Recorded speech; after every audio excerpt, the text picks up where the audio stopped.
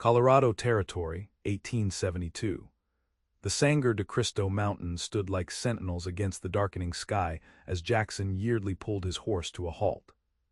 The late autumn wind howled through the pines, carrying the promise of the season's first snow. At 26, Jackson had spent enough years on the frontier to recognize the danger in those clouds. A storm was brewing and night was falling fast. Jackson had always believed that a man's only reliable companion on the frontier was his horse and his gun. Trust was a luxury that got men killed in these untamed lands. The war had taught him that watching friends fall beside him at Shiloh and Antietam had hardened something inside him. Since then, he'd wandered the territories alone, taking work where he could find it, never staying long enough to form attachments. Attachment meant vulnerability, and vulnerability meant death. "Come on, Scout," he murmured to his dun gelding, patting the animal's neck. "We need shelter before this weather turns." The cabin appeared like an answer to an unspoken prayer, nestled against the foothills a mile ahead. Smoke curled from the chimney, disappearing into the gathering darkness. Jackson hesitated. An occupied cabin meant people, and people meant complications, but the alternative was a night in the building's storm. As he approached, he noticed no horses in the small corral, no wagon outside. Perhaps whoever had lit the fire had moved on. The structure looked solid enough, logs stacked neatly, a proper roof that would keep out the weather. Jackson dismounted, leading Scout to the shelter of a lean-to on the cabin's north side. "Hello," he called, knocking firmly on the wooden door. "Anyone home?" Silence greeted him. He knocked again, then tried the latch. The door swung open with a creak that echoed in the growing darkness. The interior was warm, a welcome contrast to the biting cold outside. A fire burned low in the stone hearth, casting golden light across a simple but tidy room. A rough-hewn table stood in the center, a single candle burning in a tin holder. Beside it lay an open book, as if someone had just stepped away from reading. "I said, is anyone here?" Jackson called again, his right hand instinctively moving to the Colt revolver on his hip. The cabin remained silent save for the crackling of the fire. Jackson stepped inside, closing the door against the wind. His eyes scanned the single room, a bed with a patchwork quilt in one corner, a small cupboard against the wall, a rocking chair near the hearth. Everything spoke of recent habitation, yet there was no one to be found. He was about to settle in when he heard the unmistakable sound of a rifle hammer being cocked. "That's far enough, stranger." The voice came from behind him, female, young but steady. Jackson froze, raising his hand slowly. "I'm just seeking shelter from the storm, ma'am." "Turn around." "Slow." Jackson complied, finding himself facing a young woman with a Winchester rifle aimed squarely at his chest. She couldn't have been more than 22, with honey-blonde hair pulled back in a simple braid that hung over her shoulder. Despite the severe expression on her face, he couldn't help noticing she was beautiful, high cheekbones, full lips pressed into a determined line, and eyes the color of summer skies. She wore a simple blue calico dress beneath a worn leather vest. "This cabin is taken," she said firmly. "I saw you coming up the trail and hid. Can't be too careful these days." "Understandable," Jackson replied, keeping his hands visible. "Name's Jackson Yeardley. I'm just passing through, looking for work at the Baldwin Ranch. Got caught by the weather." The woman's aim didn't waver. "The Baldwin place is 30 miles west of here." "I know. I plan to make it further today, but that storm's coming in fast." Her eyes flicked to the window where sleet had begun to pelt the glass. After a long moment, she lowered the rifle slightly. "Lydia Harper," she said, though her tone remained wary. "This is my cabin." Jackson's brow furrowed. "You live out here alone." "That's none of your concern." The rifle came back up an inch. "I told folks in town this place was empty, keeps unwanted visitors away." Jackson nodded slowly, smart.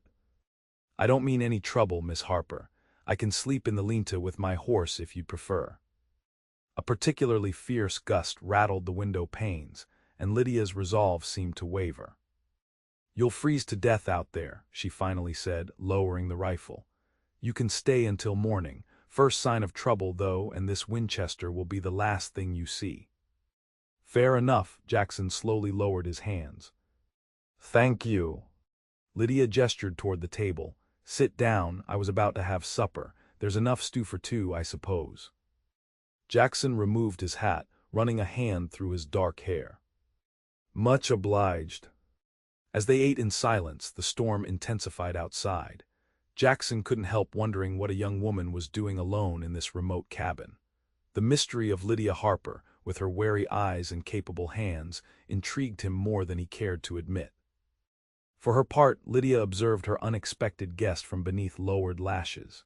He was younger than most drifters who passed through these parts, perhaps 26, with strong features softened by a day's growth of beard.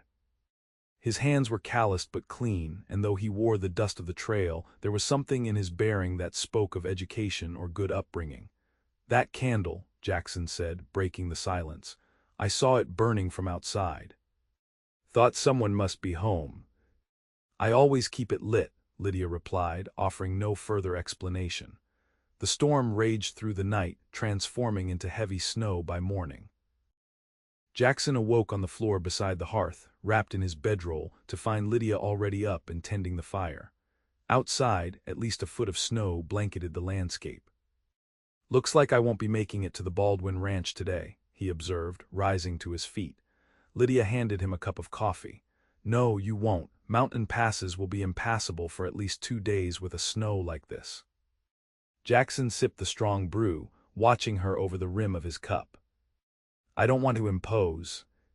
"You aren't imposing if you work for your keep," she replied pragmatically. "Wood needs chopping, and I've got a linta that could use reinforcing before it collapses under all that snow. Your horse is in there, after all." And so began an unexpected arrangement. Jackson spent the day reinforcing the lean-to, chopping firewood, and helping Lydia secure the cabin against the harsh weather. As they worked, he learned she was 21 years old and had been living alone in the cabin for nearly 8 months. "My father built this place," she explained as they repaired a shutter. "He died last spring, fever took him. The land is mine now." "It's not common for a woman to homestead alone," Jackson observed. Lydia's chin lifted defiantly. "Neither is it impossible, I manage." "I can see that," he replied, and meant it. Her competence was evident in everything from the well-stocked root cellar to the precise way she handled tools. That evening, as snow continued to fall, they sat by the fire. The initial tension between them had eased somewhat, though Jackson noticed how Lydia always kept the Winchester within reach. "That candle," he said, nodding toward the table where it still burned. "You mentioned you always keep it lit. Mind if I ask why?" Lydia was quiet for so long that Jackson thought she wouldn't answer. When she did, her voice was soft, almost lost beneath the crackling of the fire. "It's for my mother. She died when I was 14. She always said a lit candle guides loved one's home through the darkness." A sad smile touched her lips. "Childish, perhaps, but I like to think she knows I'm here, carrying on what she and father started." The vulnerability in her admission stirred something in Jackson. "Not childish at all," he said gently. The storm lasted 3 days. During that time, Jackson and Lydia established a cautious rhythm, working together during daylight hours, sharing quiet meals in the evening. He found himself watching her when she wasn't looking, the graceful way she moved, the determined set of her shoulders, the rare smile that transformed her face when something amused her. On the 3rd night, as they sat by the fire, Jackson shared stories of his time during the war and his years drifting afterward. He surprised himself with his candor. "After losing so many friends at Shiloh, I figured it was easier to avoid making new ones," he admitted. "Hard to get hurt that way." "And is it," Lydia asked, "easier?" Jackson stared into the flames. "Simpler maybe, not easier." "Loneliness is its own kind of hurt," she said softly.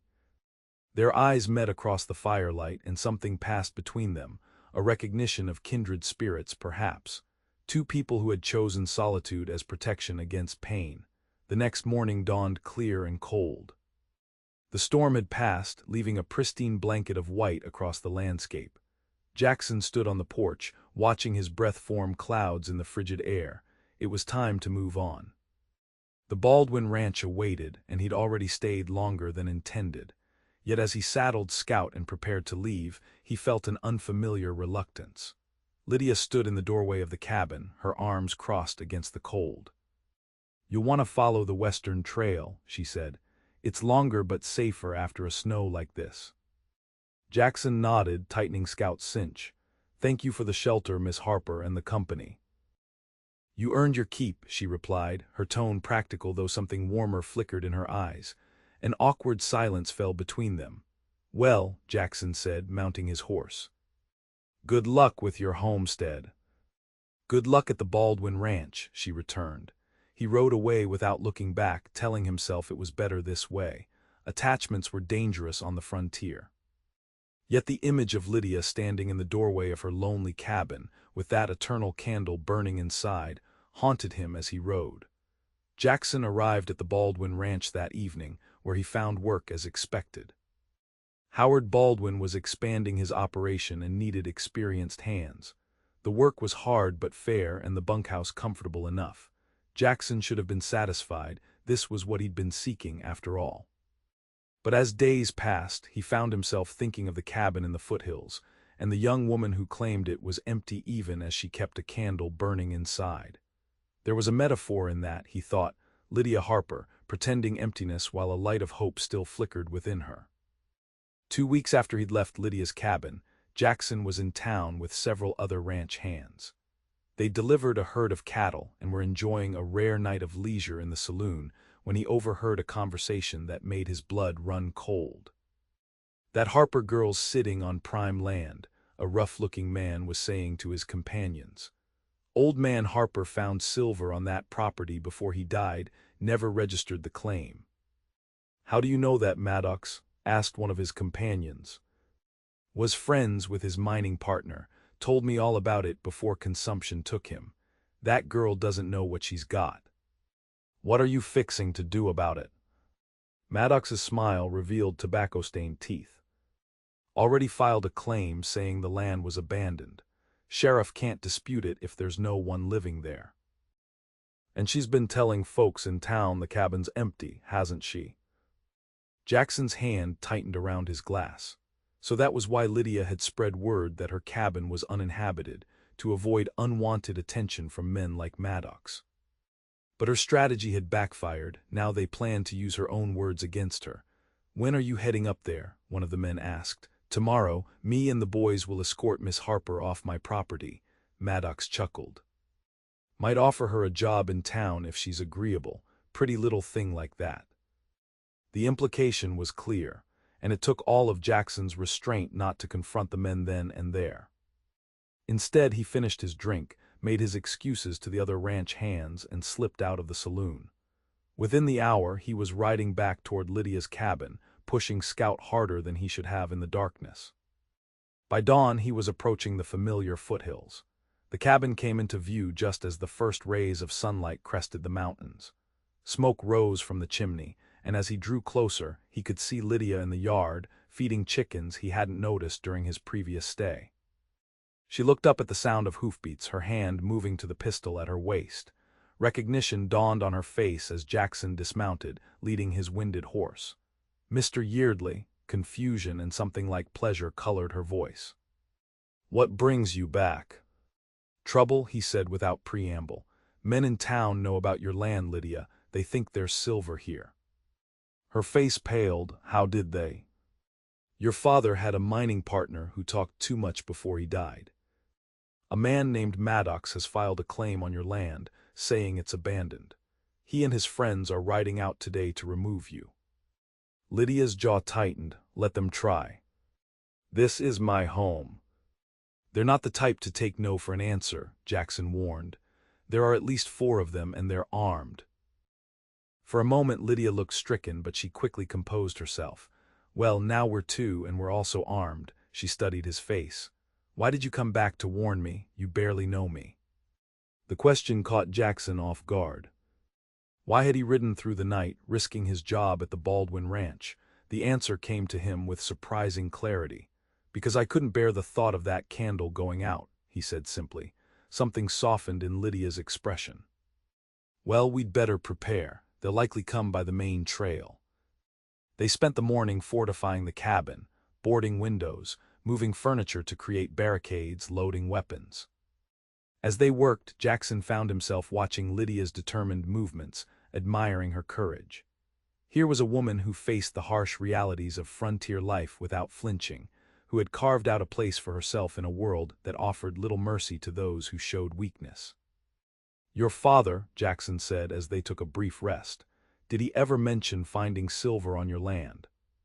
Lydia shook her head. "No, but there's an old mine shaft about half a mile east of here. He worked it occasionally but never spoke of any significant findings." She paused. "Though he did become more secretive in his final months, I assumed it was the illness affecting his mind. If there is silver, the claim rightfully belongs to you as his heir." "It doesn't matter if Maddox and his men force me out," she said bitterly. "Once they take the land, I'll have no recourse." Jackson checked his revolver, making sure all 6 chambers were loaded. "They won't take it," he promised, "not while I'm here." Their eyes met, and an unspoken understanding passed between them. Whatever came next, they would face it together. Midday brought the sound of approaching riders. Jackson and Lydia positioned themselves by the windows, she with her Winchester, he with his Colt. 4 men rode into the clearing, Maddox in the lead. He was a burly man with a bushy beard and cold eyes. They dismounted, surveying the cabin with proprietary interest. "Miss Harper," Maddox called, "I need a word with you about this property." Lydia and Jackson exchanged glances. "Let me handle this," Jackson murmured. "Stay ready." Before she could protest, he moved to the door, opening it just enough to reveal himself while keeping his body shielded. "Miss Harper isn't available," he called. "What's your business here?" Maddox's eyes narrowed. "Who the hell are you?" "Name's Yeardley. I work for Miss Harper." The lie came easily, and Jackson saw confusion ripple through the group of men. "Well, Yeardley," Maddox said, recovering quickly, "you can tell your employer that I've filed a legal claim on this abandoned property. She's trespassing, and she needs to clear out by sundown." "Funny thing about that," Jackson replied. "This property isn't abandoned. Miss Harper lives here, has for years since her father passed." "That's not what she's been telling folks in town," one of the other men said. "Everyone knows she claimed this cabin was empty." "A wise precaution against claim jumpers and thieves," Jackson countered. "Which is exactly what you are, Maddox." Maddox's hand drifted toward his holster. "You calling me a thief, boy?" "I'm calling you a liar and a claim jumper," Jackson said evenly. "Miss Harper has legal rights to this land as her father's heir. Any silver found here belongs to her." "Silver?" Maddox feigned surprise poorly. "Who said anything about silver?" "You did last night in the saloon. Quite loudly after your 4th whiskey." Maddox's face darkened. "You'd best step aside, Yeardley. This doesn't concern you." "I'm making it my concern." The standoff stretched taut as a bowstring. Behind him, Jackson sensed Lydia moving into position, her rifle trained on the men through a gap in the boards. 4 against 1, Maddox said with an ugly smile. "Those aren't odds I'd bet on." "Then it's a good thing I'm not alone," Jackson replied calmly. As if on cue, Lydia fired a shot that kicked up dirt at Maddox's feet. The man jumped back, cursing. "The next one won't miss," she called from inside. "Get off my land." What followed was a brief but intense exchange of gunfire. Maddox and his men retreated to the cover of the trees, firing wildly at the cabin. Jackson and Lydia returned fire with more precision, careful to conserve ammunition. A bullet grazed Jackson's arm, drawing blood but nothing serious. One of Maddox's men took a shot in the leg and could be heard howling in pain. After 20 tense minutes, the shooting stopped. Maddox called from the trees. "This isn't over, Harper. We'll be back with the sheriff." "Bring him," Lydia shouted back. "I have the deed to this land in my father's name." They heard the sounds of the men retreating, taking their wounded companion with them. Jackson and Lydia remained vigilant for another hour before cautiously emerging from the cabin to survey the damage. Bullet holes pocked the exterior walls, and one window had been shattered, but the structure remained sound. "Are you hurt?" Lydia asked, noticing the blood on Jackson's sleeve. "It's nothing," he assured her, though he didn't object when she insisted on cleaning and binding the wound. As she tended to him, her fingers gentle against his skin, Jackson found himself studying her face. The determination in her eyes, the soft curve of her lips, the strand of honey-blonde hair that had escaped her braid during the fight. "They will come back," she said quietly, "with more men." "Then we'll be ready," Jackson replied. "But first, I think we should find out if there really is silver on your land." They spent the remainder of the day exploring the old mine shaft Lydia had mentioned. It was a difficult and dangerous endeavor, with rotting support beams and the constant threat of cave-ins. But deep within the earth, they discovered what Lydia's father had kept secret, a vein of silver or richer than anything Jackson had seen before. "No wonder Maddox wants this land," he said, holding a piece of ore up to the light of their lantern. "There's a fortune here." Lydia stared at the silvery rock. "Why wouldn't father have told me?" "Perhaps he was protecting you," Jackson suggested. "Knowledge like this attracts dangerous men." "Men like Maddox," she agreed. That night, after securing the cabin as best they could, they sat beside the fire, the candle burning steadily on the table beside them. The discovery of silver had changed everything. Lydia's land wasn't just a homestead now, it was potentially one of the richest claims in the territory. "What will you do?" Jackson asked, "if the silver is as valuable as it appears?" Lydia gazed into the flames. "I don't know. I never wanted wealth, just a home of my own." "You could sell the claim, move somewhere safer." She looked up at him, her eyes reflecting the firelight. "And leave everything my parents built. This is my home, Jackson. Silver or no silver." Her determination stirred something within him, admiration, certainly, but also a deeper feeling he wasn't ready to name. "Then we'll protect it," he said simply.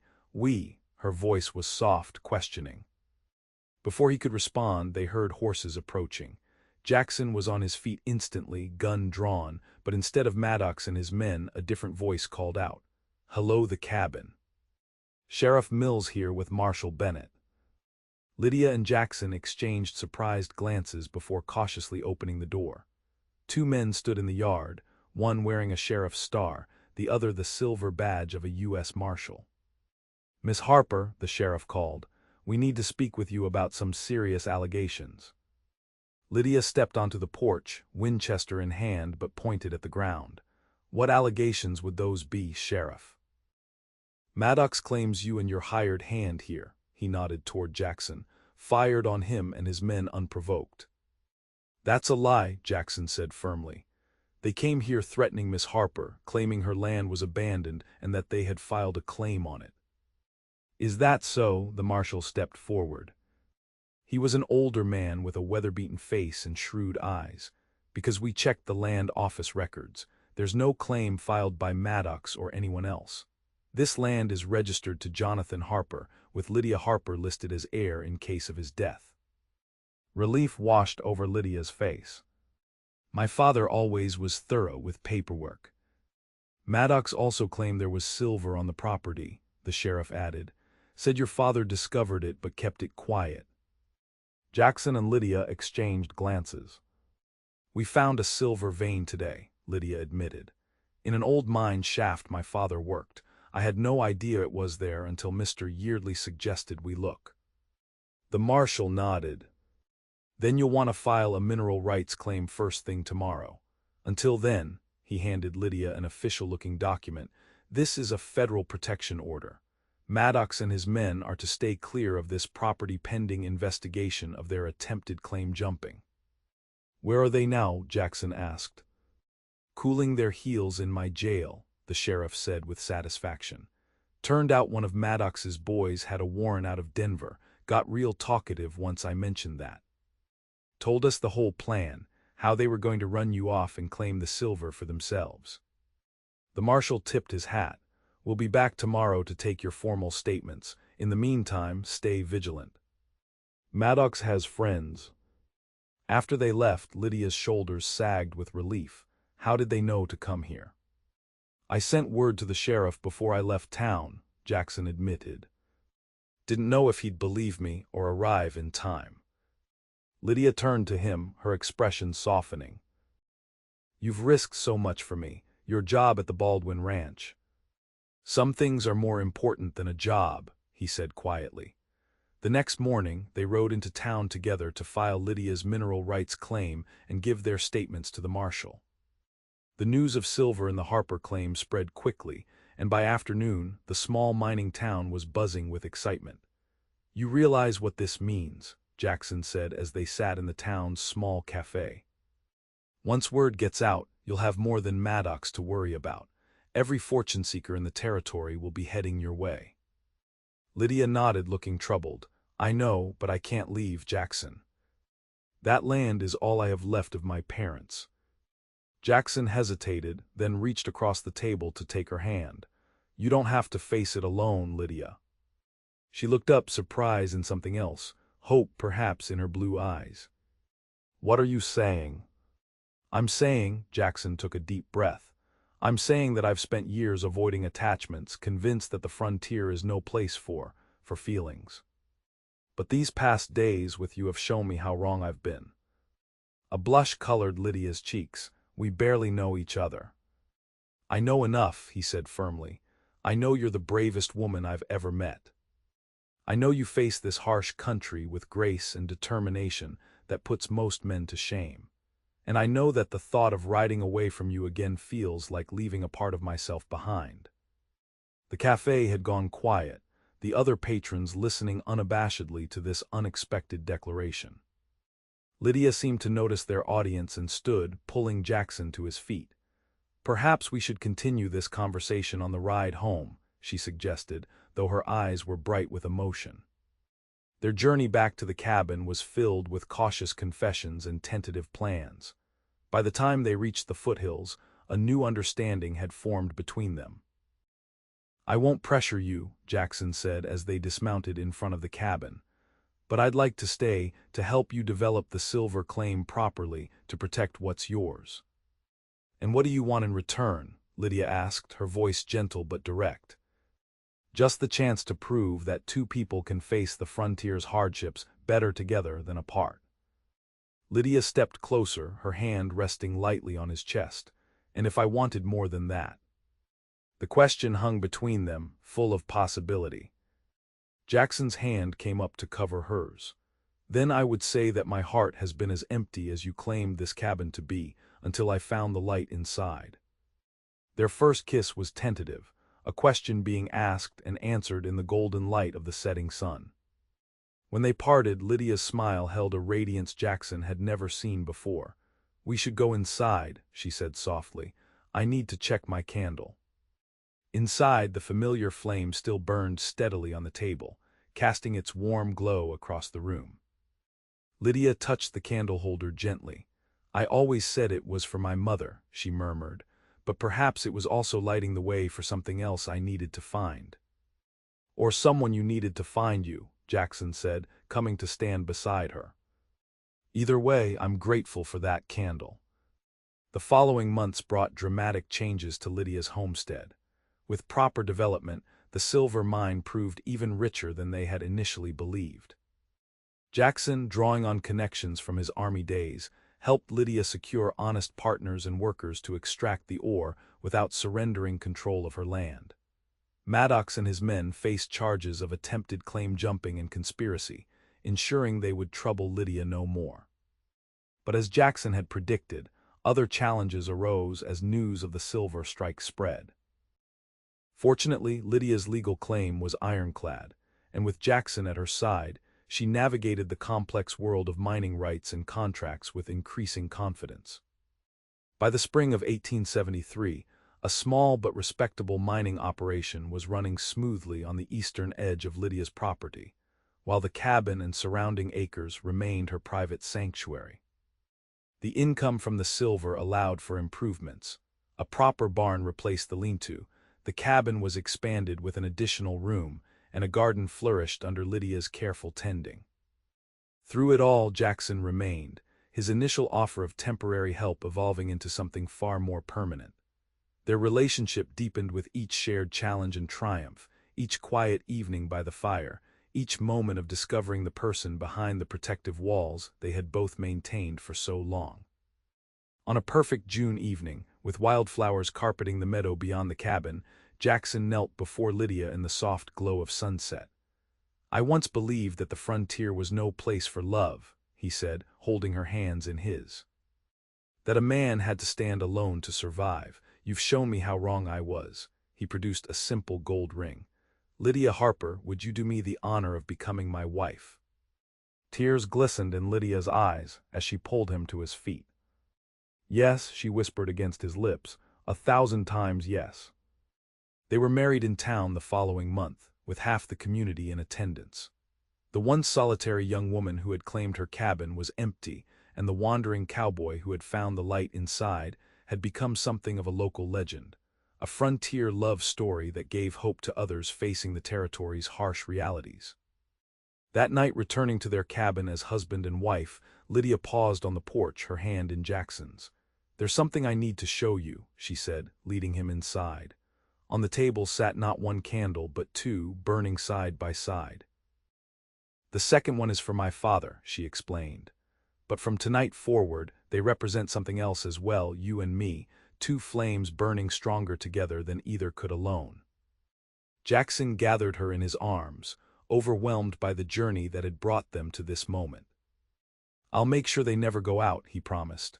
"No," Lydia corrected gently, rising on tiptoe to kiss him. "We'll make sure of that together." As the years passed, the Harper Yeardley homestead flourished. The silver mine eventually played out, but not before providing enough wealth to secure their future and help others in the growing community. Children came, first a son with Jackson's dark hair and Lydia's blue eyes, then twin daughters who inherited their mother's golden locks and their father's quiet determination. The candles remained a tradition, joined by others as their family grew. Each night, no matter the circumstances, they would gather to light them, remembering those who had come before and celebrating the love that had transformed two solitary souls into a family. And whenever new settlers or travelers passed through, seeking shelter from life's storms, they found the cabin's door open and candles burning in welcome, a beacon of hope in the wilderness, proof that even in the harsh realities of the frontier, love could not only survive but flourish. For Jackson and Lydia had discovered what many never learn, that true strength comes not from isolation but from connection, not from walls built high but from bridges extended, not from denying vulnerability but from embracing it alongside someone who would always light the way home.